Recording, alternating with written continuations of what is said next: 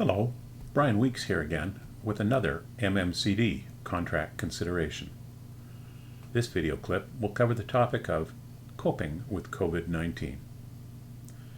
Recently, I've had a number of inquiries about how the MMCD language provides for dealing with COVID-19 restrictions imposed by various governments. In this contract consideration, I'll give you my views on what is allowed under our standard language. I too am under restrictions to working from home. Where I would normally have a support team helping me assemble this video, I'm having to do it alone and with unfamiliar software. So if the presentation here is not quite up to the standard of our other contract considerations, please cut me a little slack. As I see the problem, there are three basic conditions. First is the case where the tender has not been closed or perhaps even finalized yet. Here, the owner has a lot of flexibility in how to allocate the COVID-19 risk. Second is the case where the tender has closed, but award has not yet been made. If the owner has come lately to concerns about the potential impacts of COVID-19, there may be some opportunity to negotiate clarity prior to award. Third, there is the condition where the matter comes to a head during construction of the work. In these circumstances, the MMCD language provides more flexibility to the contractor. Let's begin by considering condition 1, where the issue is raised before a tender is issued or before it is closed. The first solution is to simply defer the request for tender, or if it has been issued, to cancel it via addendum. However, this choice brings its own costs, as I've outlined on this slide. The owner will have to do a business case analysis to evaluate the trade-off between the risk of unknown COVID costs now versus the costs of proceeding later when risk factors are better known. As listed, some of the real costs of cancellation are predictable, such as costs of retendering or potential loss of approved funding. But many more are not easily estimated. The cost of missing a fisheries window might delay a portion of the work for a year or more. The cost of the loss of a critical team member to another job before this one is retendered would be very hard to calculate. The potential for easements or access right agreements having time limits which expire before retendering is another cost which may not be easy to calculate with any accuracy. Beyond the financial costs, there may be political factors to consider when it comes to the benefit of helping to keep or get people working again. The second alternative for owners who have not yet tendered or who have tendered but not closed is to write new supplemental general conditions and perhaps even supplemental specifications to disclose how the risk and cost time consequences from COVID-19 impacts will be handled during the contract. As I'll show later, the standard language in GC 13 for unavoidable third-party delay allows the contractor to receive additional time, but no additional money. Owners may want to modify that, recognizing that contractors do incur daily project overhead costs throughout any delay, no matter what the cause. Does the owner want the bidder to include large delay contingencies, or would it be better to clarify that the owner will pay such provable costs when and only when the delay is directly attributable to COVID-19. As two more examples, consider that the mandated physical separation may reduce crew efficiency on some tasks.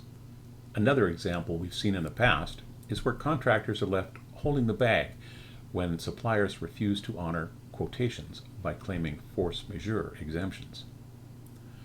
These are real costs to contractors. Does the owner want to have the bidders include large risk premiums for such items? Or would it be better for the owner to state in the tender documents that such costs will be reimbursed, similar to our concealed conditions methodology? In the former case, it is guaranteed that the owner will pay the risk premium in the accepted tender, whether or not the risk occurs. Whereas in the latter case, the owner will only pay for the additional costs of the risk events which actually occur. For their part, contractors should question the owner about how the owner wishes COVID-19 related effects to be handled in the tender. This can be done either in person at a pre-tender meeting or via written questions answered via addendum. Doing so will not only clarify for themselves how to bid, but also make sure their competitors are bidding on the same basis. This gives bidders the ability to do their own risk-cost evaluation and increase their tender pricing accordingly. The point I'm making is that prior to tender close, the owner has the full choice of how to allocate this risk, knowing that there will be a price either way. The second situation is where the owner did not provide any supplementals about COVID-19 prior to tender close, yet wants to address the issue prior to award. If you've watched some of my other contract consideration videos or attended any of our CA classes, you will know that I strongly advocate against pre-award meetings. Such meetings are fraught with risk that the selected bidder will see the meeting as an owner's attempt to grind the price. Worse, all bidders may recognize that the owner has voided the tender call by negotiating with one or more bidders. Courts have been very consistent about saying tendering replaces negotiation, and it is difficult for an owner to negotiate without running the risk of stepping outside the law.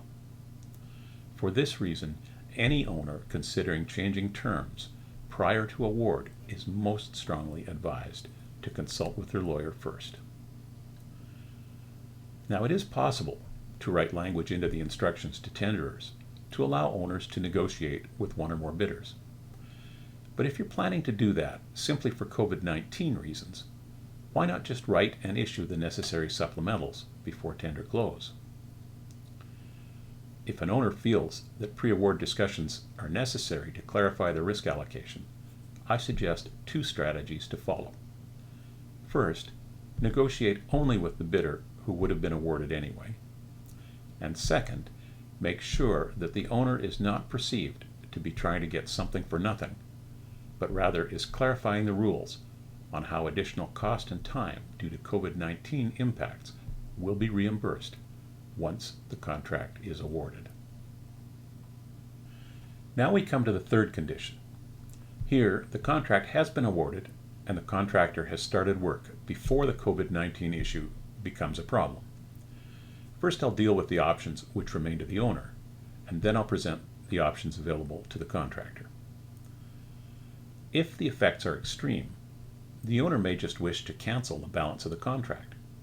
However, unlike some other forms of general conditions, the MMCD general conditions do not provide an easy way for the owner to do this. GC 15 only provides that the owner may cancel a contract if the contractor goes bankrupt or fails to cure a default under the contract. Now, it is possible that the contractor may indeed go bankrupt as a result of COVID-19 impacts on their firm. In that situation, GC 15.3 provides that the owner can take over the machinery, materials, and equipment and perform the work itself. Realistically, however, since the owner has paid for a performance bond, the owner is much more likely to just contact the bonding company and require them to fulfill their obligation to see that the work is completed at no additional cost to the owner.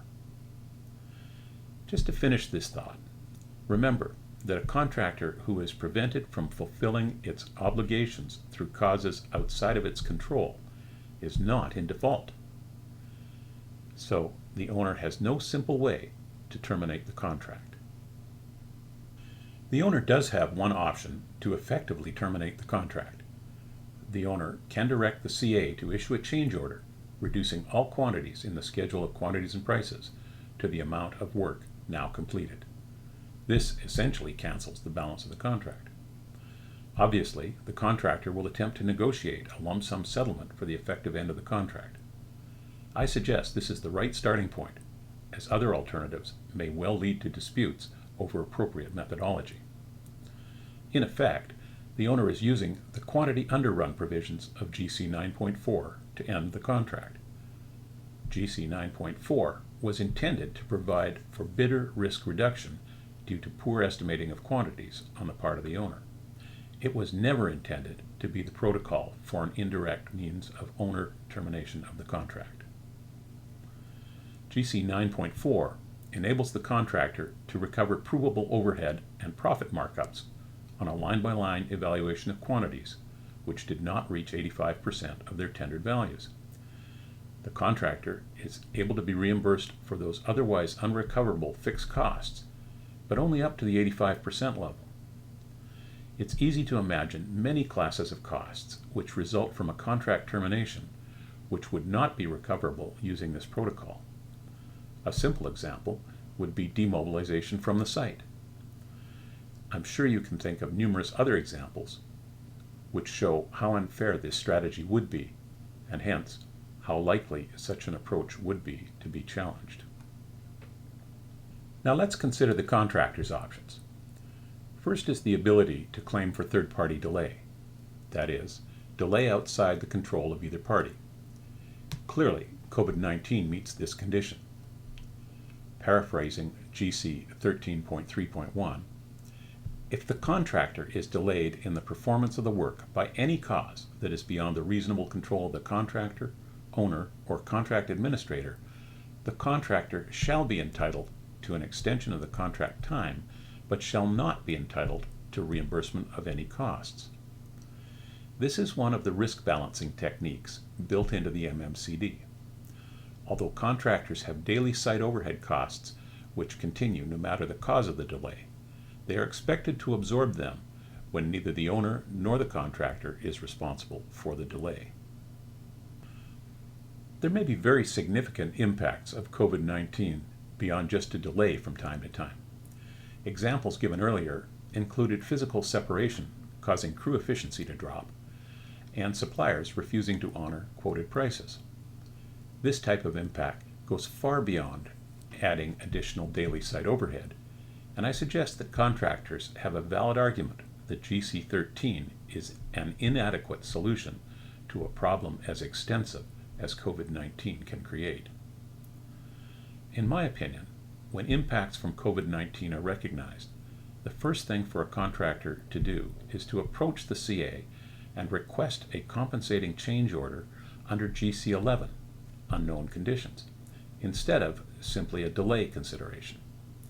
Such an approach will allow comprehensive cost recovery, which the GC 13 delay clause prohibits.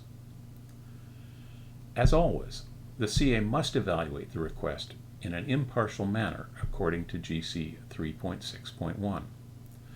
The test the CA must use is, based on the tender documents and the knowledge the contractor had at the time of tendering, would a reasonably experienced bidder have allowed for these costs? If the CA believes a reasonable bidder would have allowed for these costs and delays, then the CA must refuse the contractor's request. On the other hand, if the CA believes that the tender documents were silent on COVID-19, then it's not reasonable to assume that the owner wanted such risk pricing built into the tenders, and the contractor's request for a change order must be granted. Then the question becomes how to price the consequences. While the owner will want a firm lump sum, it's highly unlikely that the contractor will be able to do so accurately, and hence will provide a price so inflated that the owner would not accept it.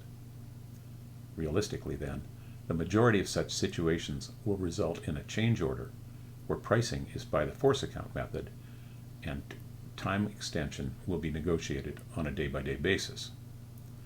As usual, pricing by force account is labor-intensive, can lead to misunderstandings and arguments, and does not capture all costs.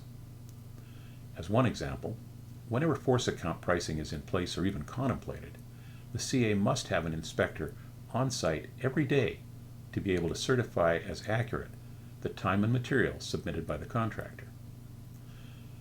As an example of another problem, contractors must include all daily site overhead costs where the critical path is being extended. Some of these costs, such as additional daily bonding costs, may not be known for some time and hence are easily forgotten on a daily claim. The other problem with force account costing is that indirect costs are precluded. An example of that might be a lost opportunity to work on another project because this one has been extended. The ability to capture such costs is only possible if pricing via a new lump sum or an adjusted unit cost is negotiated to agreement. As an aside, this is one of the reasons why GC 9.1 and 9.2 require negotiations to be attempted first. Recognizing that some delays can be very long and not all contractor costs are recoverable, GC 16 entitles the contractor to notify the owner of contract termination when the delay has extended 30 days or more. I've underlined the phrase "or other authority having jurisdiction" to point out that contractors can claim governmental directives regarding COVID-19 which restrict business and personal behavior meet the GC 16.2.1 requirement. GC 16.2.2 allows an owner to pause the contract for any reason, but puts the same 30-day time limit on such a delay.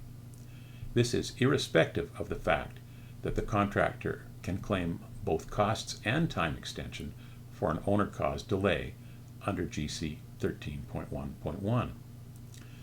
An extended pause was not contemplated when bidding, so the contractor's unrecoverable impact and indirect costs do not have to be carried for an indefinite time. It is the contractor's right to decide if 30 days is the limit of their patience, or if they will grant the owner even more time to pause the contract. If, after 30 days, the contractor notifies the owner of the fact it is terminating the contract, then GC 16.4 provides the rule for what additional payments the owner must make. The rule is quite logical. The owner must pay for 1. All work performed to date and not yet paid, 2. A reasonable profit for the balance of the work, and 3. Reimbursement of all costs prepaid for work remaining, including all additional costs resulting from the termination, such as settlements with subcontractors, restocking charges from suppliers, etc. Note that it is the CA who makes the initial decision on all appropriate payments. As is normal, this decision can only be reviewed via a dispute, providing appropriate notice is given within 10 working days of the issuance of that decision. Once that time limit passes, neither party can appeal the decision and it becomes binding on both of them. Clearly, COVID-19 has put us all into an unrecognizable and unforeseeable situation. Even with the best of attempts to write supplementals or agree on protocols for possible problems, there will be many situations that are unexpected. On this slide, I suggest 4 good practices which will make it easier to deal with this unpredictability. 1. Be proactive, anticipate problems, and try to agree on the response plan before the event. 2. Communicate. It's essential to cooperative teamwork to brainstorm the best solution. 3. Get all agreements and negotiated solutions in writing. 4. All parties should be trying to mitigate the costs of delays, but this is mandatory for the contractor under GC 13.7.1, which also makes it mandatory for the CA to take those efforts into consideration when issuing a change order. To summarize, 1. Owners have the most flexibility to deal with COVID-19 impacts before tenders close. 2. After tender close, but before award, the owner can initiate a pre-award meeting to discuss how COVID-19 impacts will be handled. But prior advice from lawyers is essential to prevent voiding the tender call. 3. After award, owners have fewer options. They cannot simply terminate the contract, although they can pause it for up to 30 calendar days. After that, the initiative defaults to the contractor to decide on termination. After award, the contractor has more options. GC 13.3, Unavoidable Delay, allows contractors to receive a time extension but no additional reimbursement. Contractors may have a valid argument that this clause is inadequate for the COVID-19 situation. Owners can, in essence, terminate the contract by reducing all remaining work quantities to zero and relying on GC 9.4 to pay only for the otherwise unrecoverable overhead and profit margins. Again, contractors may have a valid argument that GC 9.4 was not intended for this purpose and does not capture many of the real costs of termination, such as demobilization. Finally, if the delay extends beyond 30 calendar days, the contractor has the option to terminate the contract. In this case, the owner must pay for all work done, but as yet unpaid, for all costs related to terminations, and for a reasonable profit for the balance of the job. All this is decided in the first instance by the contract administrator. When an owner wishes to continue a contract, despite claims for unforeseen conditions due to COVID-19, the CA must impartially evaluate whether the contractor should have allowed for such matters. If the tendering information was silent on this topic, then a change order is justified and it will likely be priced by the force account method due to uncertainties. This puts the onus on the contractor to submit complete, but not necessarily priced, forms every day to preserve their entitlement. Where individual impacts can be quantified, it will be easier to use a new unit price or a lump sum adjustment if that can be negotiated. I hope that this has helped clarify this contract consideration. Please check our website for further assistance and to see what other topics are presented in this series. Thanks for watching.